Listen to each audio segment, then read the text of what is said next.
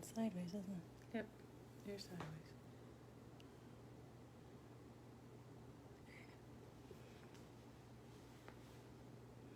I can stop it a second. Why is it? David Reading says hi. I know. But why is it sideways? Shouldn't be, but I'm still live, I think. Yep. Okay, we're there. Okay. but it's We're still gonna start. showing sideways on mine. I know. Okay, we're gonna get started. Is it showing sideways on your screens? If you could let us know if it's sideways or not. Anybody make a comment? They're just saying hello. Hello, hello. Somebody wants that quilt. Gemel Midwest wants the quilt. Can you let me know if the video is sideways or not, or whether it's the right direction? Yes, it's sideways. Okay, we've got to do some adjusting then, just a second. It's just, I just have to hold the phone and I'll watch the comments.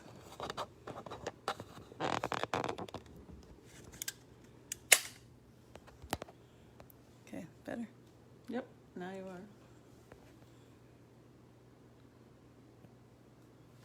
are. Okay. Is that better? I don't know, you're making me dizzy. Okay. I think you're the right way. So you have to hold this phone now. Okay, I'm holding the phone. You're Okay. holding the phone. Okay. I can just do that out of the way. All right. So you can do me if you want Yep. now. There you are. Welcome to Gamble Live. We are Cortha Quilting and Sewing in Ontario, Canada. And my name is Philippa. Melissa's on the video today, and normally we do not do this. Usually we have our videographer Zach here, or Eric here at least, so we're winging it. So far we're not doing very well, apparently. Anyway, we'll just give a couple more minutes for people to come in and see how it will get started. What we're going to do today is just show you a few beginner things to do custom work with your Elevate. So we're going to go through that. We'll just give it another minute. If you want to give me your phone, then I can see comments on your phone. I can see them on this one. Oh, okay, you can Yep. do. Okay. Now I made everybody dizzy. All right. I'm going to move this tripod out of the way because I'm going to trip over it. Okay. Show the quilt. We have 54 people on, so that's good. All right, I guess we'll get started. So as I said, I'm Philippa from Cortha Quilting and Sewing, and we are in Ontario, Canada. We are the dealer for Ontario, Quebec, and Eastern Canada. And just as a little update for you, we now are able to actually get across the U.S. border with permission from our MP and permission from the COVID coalition and all that type of thing.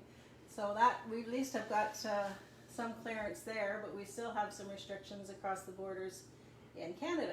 So it makes it a little bit difficult for us to do delivering of machines and servicing, but we're calling them every day and trying to get that sorted out.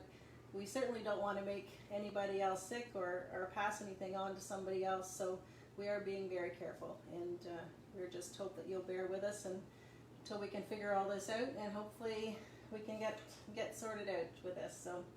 So today I thought I would do something a little bit different. We have a lot of Elevate people out there that one of the reasons they got the Elevate is because they really don't like computers, and they don't want to use a computer, and they have no interest in using Creative Studio and a computer to be able to do their quilting for them. And that's understandable for sure. Computers can be pretty daunting, and the Elevate is a great system that is just a tablet based and makes it simple.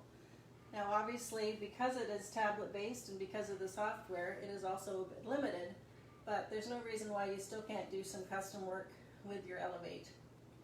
So I've loaded a little quilt on here today that we have. This is a shop sample that we have here. We are also a certified shop for Kimberbell, so this is their latest Love Notes quilt. That's kind of cute. So we've been playing around a little bit with this, and I just wanted to show you some of the processes. Keep in mind this is beginner. I honestly do not do a lot of custom work. I know how to do it, but I don't actually do it. We do a lot of quilting in our shop, but most of it is edge to edge, probably like most of you. But sometimes if you've been doing edge to edge for a while, you might want to branch out a little bit even with your Elevate. So I'm just going to show you a few things, go through a few things with you. And I'll start out with doing the borders. So I don't know if Melissa can get a picture here. I've just done the top border here. So I've done a pattern in this square here, and then I've done the border along it there. Now, if some of you have taken classes with the Elevate, you'll know that with CS7 you could make a border corner and join the patterns together and things like that. But I've kind of made it as simple as possible. A couple things you have to watch for is you'll notice that this pattern that I have in the corner is quite square. And if I go to my patterns up here. I'm getting lots of highs. Yeah, hi, sorry. Oh, you want my t-shirt? Oh, yeah, it's a fun t-shirt, isn't it? It's sparkly. I guess I could look at the comments too. Anyway, Melissa, if you look at the screen here, you'll notice that the pattern that I've chosen for that corner is square. So that'll fit nicely into a corner. And then the pattern that I've chosen for the border is just a rectangle shape with obviously the start on the left and the ending on the right. And these are Joyce Lundgren patterns. They're quite nice. And I chose this because you can kind of make them look like they fit together. So you can see here, that point's coming down to this corner. So we did this first. And what I did was, I can actually show you. So I'll go into our pattern mode. So what I did was I set up a block for this corner. And I took it in just this width of my foot, so that it's in a little bit in the 1/4 inch there. And I marked out my points. I took that down right to the seam. There's a seam on my border right there. And took it over to this corner. And then I just went straight up. You could mark this if you wanted to with a pencil. If I was Jody Robinson, I would have this all marked out, but I'm being lazier than that. But my quilts won't look like Jody's either, so there you go. Anyway, I just went up to there, added a point, and then closed my boundary. And I can bring this back a little further. And I can add my pattern. So that was the one that I added. So I chose the pattern I wanted to add, and it's going to fit it in that boundary.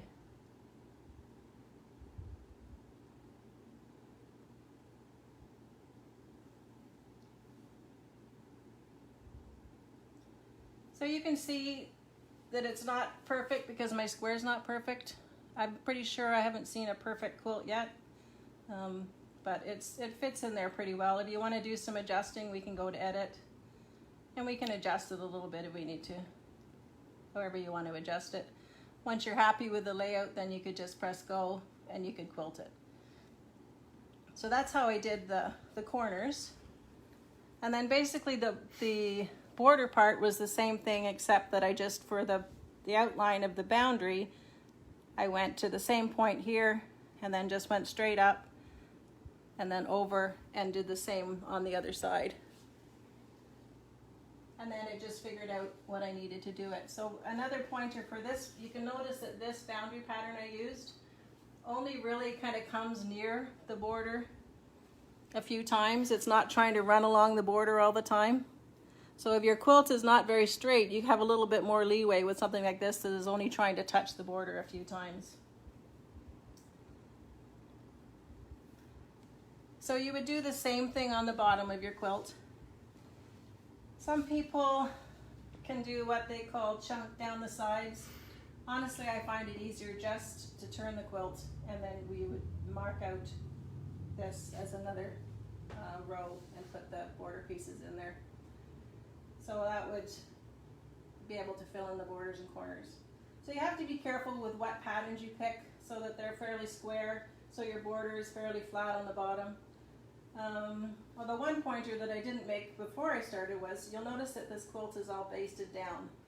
This, when you're starting with a custom quilt especially, you don't want to cut any corners with just sort of slapping it on there and making sure that it's not straight. So make sure that you baste it down. I've done basting with my horizontal lock on across quite a few spots so that I've got it straight, so I have a much better chance of when I'm trying to place things in areas, I have a much better chance of it being fairly straight and lining up. So I'm just going to look at some questions here. So do we have any questions about how to do the Not yet. border No, corner? no questions. No. Okay. Okay. So if we look at this quilt again too, I've obviously just done a little bit of this quilt. You'll notice in this one that I have put a pattern and put this cross hatching in. And so basically it was the same process. I would go through, mark out my 4 corners, or you can, when you pick block, you can pick as many points as you want. So you can mark out points if your quilt isn't perfectly straight, mark them all out, and then place that pattern in there. And sometimes when you're doing it, you need to do what's called surfing. So you need to kind of move the quilt a little bit so that your points come to where you want them to come. But that takes a little bit of practice, but you can get it to work like that. And another thing you'll notice here, this quilt has a lot of applique on it. So you can see around here, I don't know if you can tell, that I have a question with basting. Yep, With yep. basting horizontal, do you find it hard to remove the stitches after you quilt that area? I just baste with my single stitch, and I baste about every 2 or 3 inches. So I'll just press the single stitch every 2 or 3 inches, so it's really big stitches, but it's just keeping it in place. I don't use the actual basting for when I do the horizontal, because yeah, that would be a lot of that would be a lot Too of much. unpicking. Yeah. So okay. So you'll notice that there's applique on here, and I don't know whether you'll be able to see that there is stitch in the ditch around this applique. Yeah, you can kind of see. You can kind of Yeah. see. So what I did there was basically, let's end project here. I chose block. Oops, sorry. Yep, I chose block, and then I added points around my camera. And the more intricate your pattern, your thing is you're appliquing around, the more points you're going to want to put.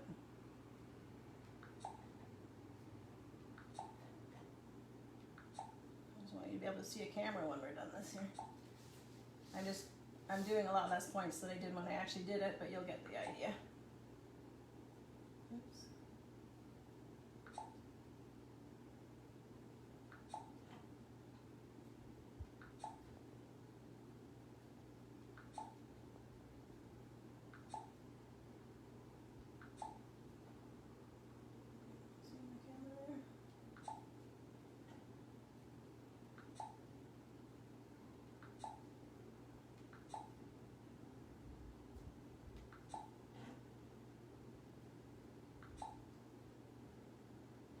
Now, if you're comfortable with hand guiding, obviously you could have done this manually, gone around there, or used a ruler or something like that.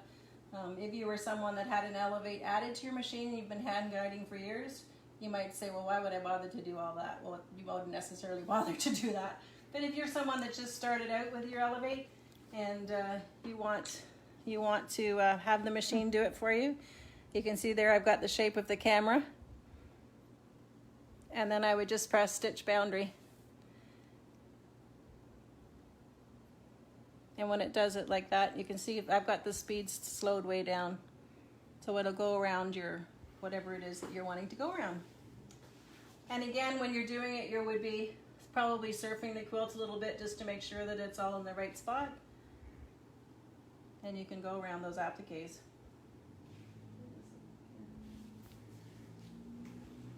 For stitch in the ditch, you can basically do the same thing.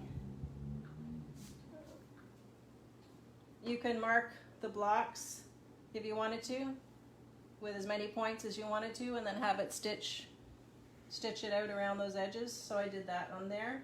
Another way you can do it, obviously, is use your horizontal and vertical locks, or you could use rulers, whichever you want to do. But if you want to use the elevate, you can just mark it out as if it's a block and have it stitch in the ditch for you. If we come down here, we have a few patterns here that Melissa zooms in here. You can see here's one where we just marked out this square and we picked a little pattern and we put it in the boundary and we had it stitch that one. Here we've just done a little bit of straight line work, and because it's difficult to do the angles with the horizontal and vertical lock, I just pretended that was a square and set it into the block mode and just did a block around that and had it stitch it, same as in here. So those are some simple ways of getting started with the custom. Obviously, this isn't very heavily quilted right now. If you wanted to do fill, that's your chance to really play around a bit. And I find it much easier to do that if you disconnect the belts. And some of you may be afraid to disconnect the belt. You're afraid that it takes too long. But I will just show you. I don't know if you may be able to get under here. So there is literally two little nuts here. There's one there. I give it a turn. My belt's undone. And there. Wrong side. Another one here. My belt's undone.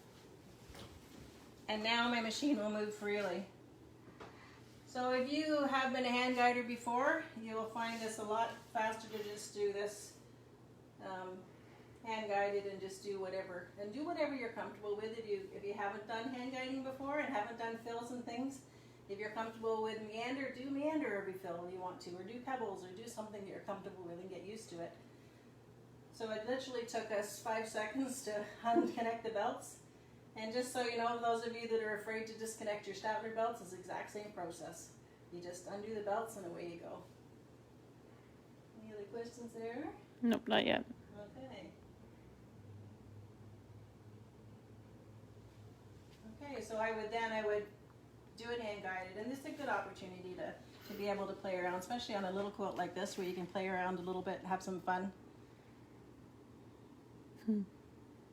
So I hope that gave you a few ideas of doing a little bit more custom with your Elevate and with your hand guiding. And I hope that you will try some of those out. If you need more education, Gamel has excellent educators and excellent classes. You can go online, look at gamel.com, and you'll find all that you need. So thank you for joining us today, and have a great rest of your evening. Take care.